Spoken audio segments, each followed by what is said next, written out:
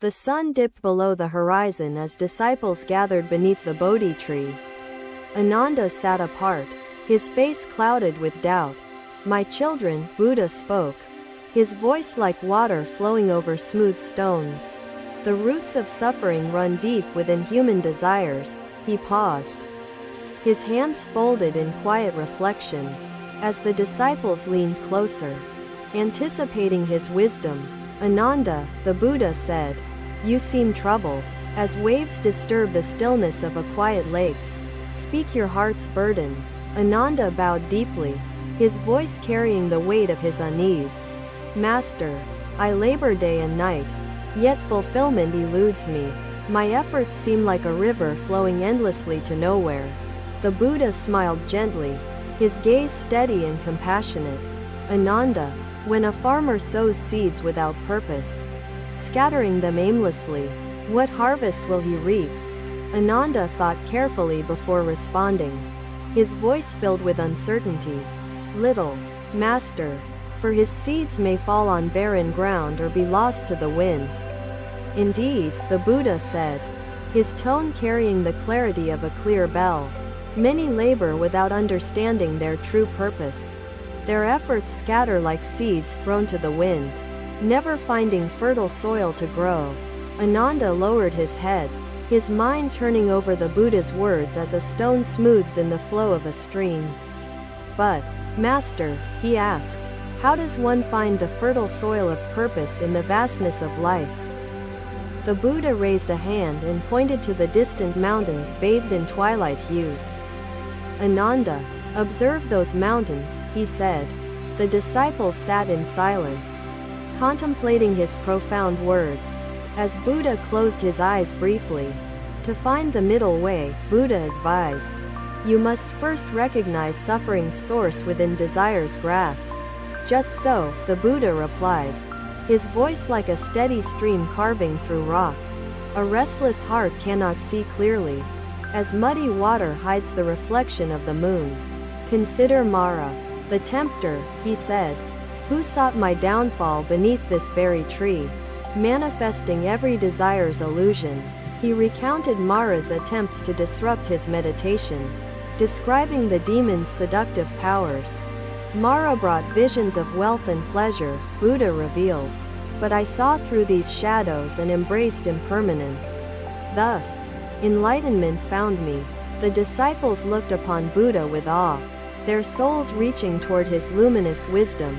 "Master, how can we resist Mara's illusions?" one inquired. The disciples around them listened intently, their hearts stirred by the timeless wisdom shared beneath the sacred tree. The Buddha continued, his voice weaving a tapestry of insight and guidance. "Life is vast, and its paths are many. To know the right path, one must first quiet the noise within. The breath," the Buddha continued, "anchors us in the present moment, where neither the shadows of the past nor fears of the future dwell." He opened his eyes, his gaze sweeping over the assembly. "Desire is not wrong, Ananda, but attachment clouds the mind. Seek not to hold, but to flow and adapt." Ananda felt the tension within him begin to loosen, as a tightly wound cord relaxes when released. The Buddha gestured toward the branches above, where birds nested peacefully. "Observe the birds," he said.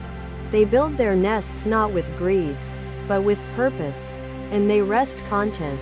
Ananda looked up, his heart swelling with a sense of understanding that began to illuminate his restless soul. "Master," he said, "I see now that my labor was driven by fear of failure, not by clarity of purpose." Slowly, he began healing, his soul finding peace. His voice resonated with truth, as the disciples absorbed the power of forgiveness and compassion to counter suffering's grip.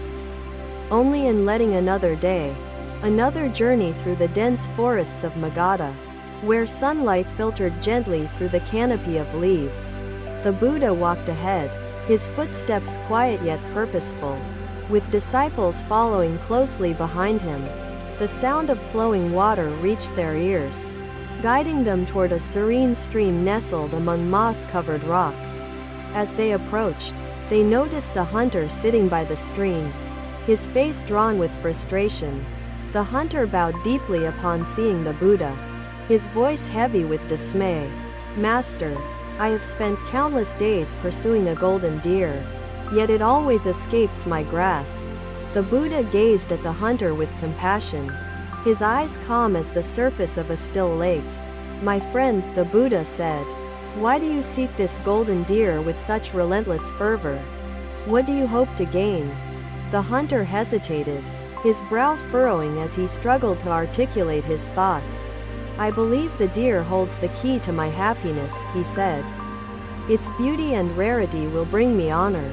The Buddha gestured toward the stream, its clear waters rippling gently over smooth stones. "Look into the stream," he said. "Tell me, can you see your reflection clearly in its moving surface?" The hunter leaned over the water, his image distorted by the constant movement of the stream. "No, Master," he replied. "The ripples make my reflection unclear and broken."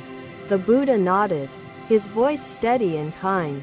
"Just as the rippling water obscures your reflection, so does an agitated mind cloud your vision and purpose." The disciples gathered around, their attention fully captured by the exchange between the Buddha and the hunter. The forest around them seemed to grow quieter, as if nature itself paused to listen.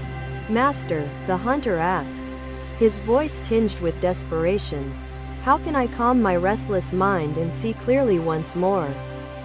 The Buddha picked up a small pebble and held it in his hand, its surface smooth from years of flowing water. "Watch closely," he said, dropping the pebble into the stream and observing the ripples radiate outward before settling into stillness. As the water settles, it becomes clear again. Likewise, your mind must find stillness to reveal its true reflection. The disciples returned to their resting place, their hearts filled with gratitude and resolve. The Buddha sat once more beneath the Bodhi tree, his presence a beacon of peace in the gathering dusk. "Desire is like the wind," he said. "The harder it blows, the more it stirs the waters of the mind." The hunter clasped his hands together, his expression earnest and humble. "What must I do to calm this wind, Master, and find the clarity I seek?" The Buddha straightened, his presence serene and grounded like the ancient trees surrounding them. "Begin by understanding the nature of your desire. Is it the deer you truly seek, or the joy you believe it will bring?" The hunter's eyes widened as the Buddha's words began to resonate within him, unraveling the tangled threads of his thoughts. "Perhaps," the hunter said slowly, "it is not the deer itself, but the recognition and happiness I associate with it." The Buddha smiled gently, his expression as luminous as the golden light filtering through the leaves. "When you understand the source of your longing, you will see that joy cannot be grasped, but only cultivated within."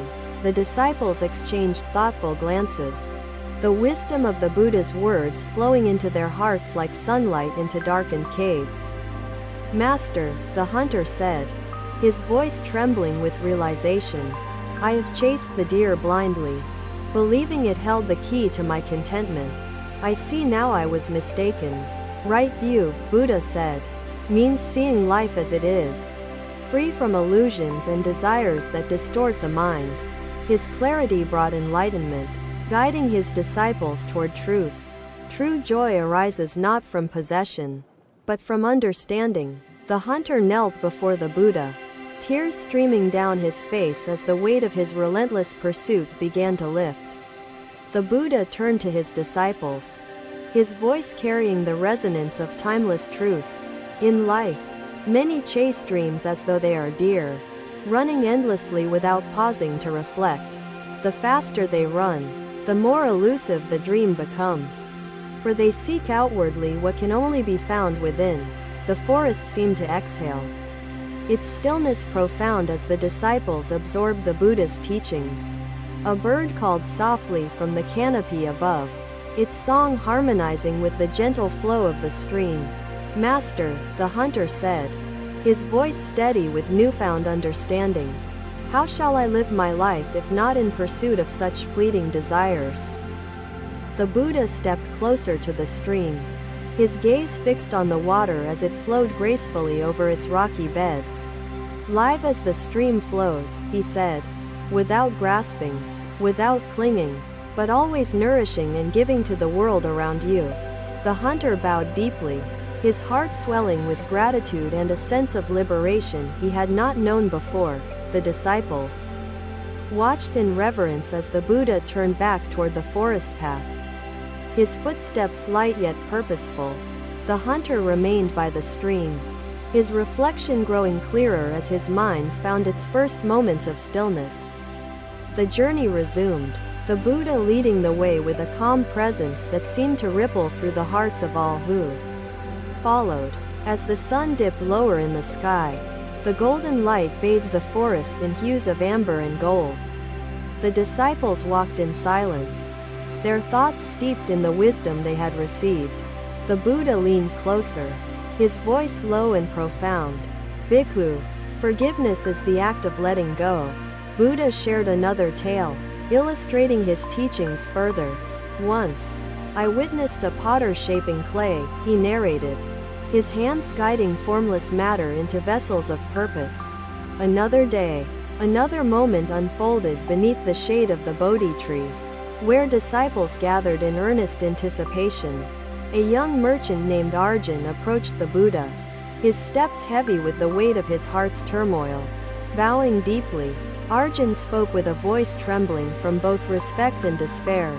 Master, I have gained wealth and status, but my heart feels hollow, as if I carry the world yet remain empty.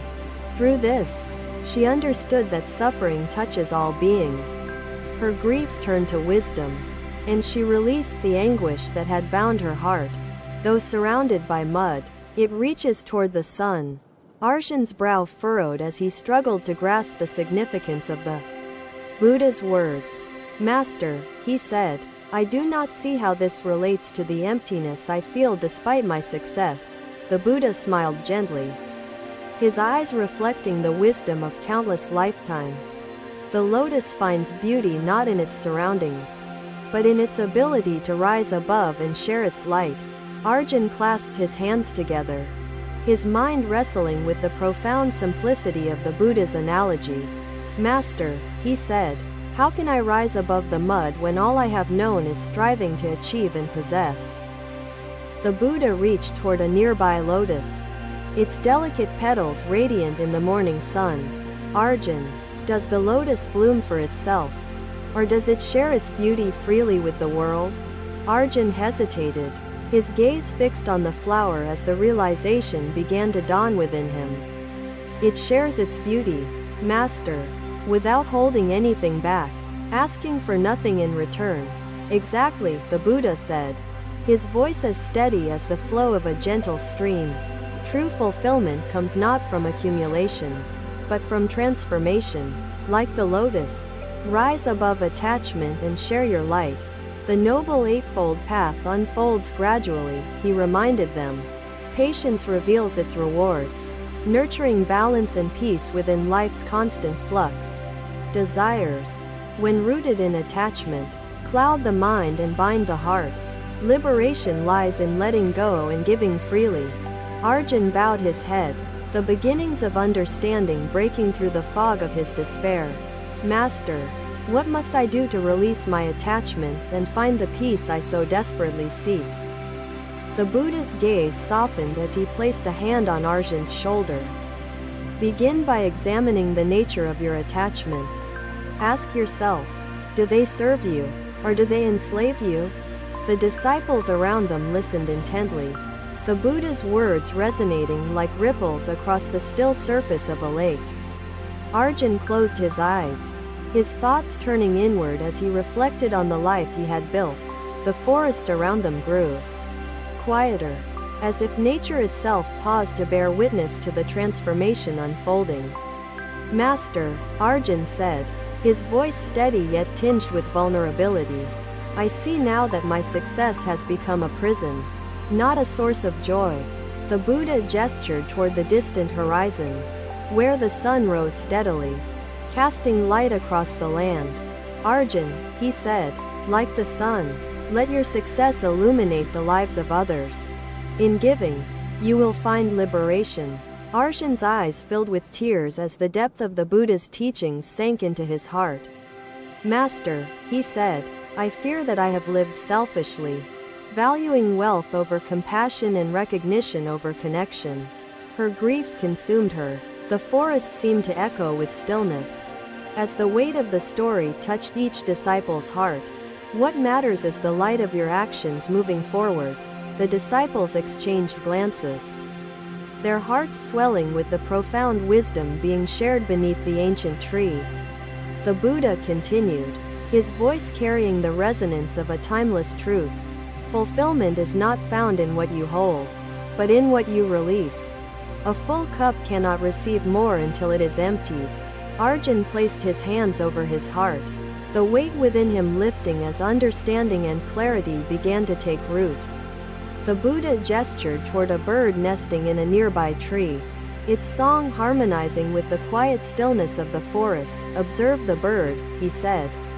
It gathers only what it needs, neither hoarding nor clinging, and it lives in harmony with its surroundings. Arjun nodded, the simplicity of the bird's existence offering a sharp contrast to the complexity of his own life. Disciples followed close behind, their footsteps soft upon the earth, their minds open to the teachings awaiting them. They stopped by a young sapling, bent under the weight of a fallen branch, its leaves wilting in the shadow. Arjun, remember that life is impermanent, like the lotus that blooms today but withers tomorrow. Let this truth guide you. But when the burden is lifted, it begins again, reaching anew toward the sun. The disciples watched as the sapling straightened slowly, its leaves fluttering in the breeze, a silent testament to resilience. Master, one asked, how do we guide others toward liberation? Offer truth, Buddha said, without imposing it, guiding gently, and allowing wisdom to arise naturally within their hearts. The disciples nodded, their spirits aligning with the masterful simplicity of his teachings. The day unfolded in silence, the teachings shared beneath the Bodhi tree resonating within the hearts of all who had gathered. The lotus bloomed brightly, a living testament to the transformative power of rising above and giving freely. As the sun climbed higher, the forest whispered its secrets, echoing the truths revealed by the Buddha that day. The journey continued, each step imbued with mindfulness and compassion. As the disciples carried the light of understanding within them, the Buddha led the way, his footsteps quiet yet profound, guiding them toward the eternal truth that lay at the heart of all existence. Thank you for watching. Buddha's teachings are always with you. Subscribe to our channel and we will see you in the next video.